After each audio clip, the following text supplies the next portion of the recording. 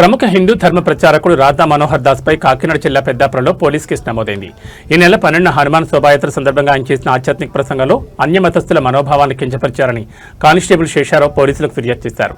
Constable ఫిర్యాదు మేరకు పోలీసులు రాధా మనోహర్ దాస్ పై BNS సెక్షన్లో 299, 196 కింద కేసు నమోదు చేశారు. అయితే ఈ కేసుపై టీటీడీ బోర్డు సభ్యులు బీజేపీ నేత భానుప్రకాష్ రెడ్డి స్పందించారు. రాధా మనోహర్ దాస్ కు హిందువులంతా తోడుగా ఉండాలని పిలుపునిచ్చారు. కేసు విషయంలో న్యాయపరంగా బీజేపీ లీగల్ సెల్ అండగా ఉంటుందని ఆయన స్పష్టం చేశారు. రాష్ట్ర డీజీపీని కలిసి వినతిపత్రం అందిస్తామని ఆయన వెల్లడించారు. రాధా మనోహర్ స్వామివారు హిందూ సమాజం కోసం అనేక కార్యక్రమాలు చేస్తూ ప్రవచనాలు ఇస్తూ హిందువులందరినీ ఐక్యం చేస్తూ ముందుకు పోతున్నటువంటి ఆ స్వామివారి మీద నిన్న కాకినాడ పెద్దాపురం పోలీస్ స్టేషన్లో కేసు నమోదు చేయడం జరిగింది.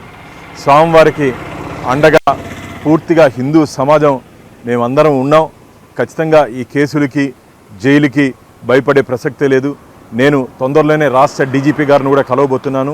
హిందూ దేవుళ్ళపై దేవతలపై అవహేళనగా అవమానకరంగా మాట్లాడుతున్నటువంటి పాస్టర్ల మీద అన్యమతస్థుల మీద కూడా కఠినమైన చర్యలు తీసుకుని వారి మీద కేసులు నమోదు చేయాలని చెప్పి డిమాండ్ చేస్తున్నాను. పూర్తిగా హిందూ సమాజం మొత్తం రాధా మనోహర్ స్వామి చేస్తున్నటువంటి కార్యక్రమాలకి మేము వారికి అండగా నీడగా తోడుగా ఉండాలని చెప్పి మేము భావిస్తున్నాం.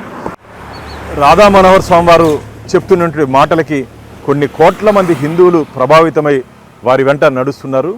అలాంటి వ్యక్తి మీద ఇలా తప్పుడు కేసులు నమోదు చేసి తప్పుడు ఆరోపణలతో కేసులు నమోదు చేసే విధంగా కొందరు గొర్రెలు ప్రయత్నం చేస్తున్నాయి.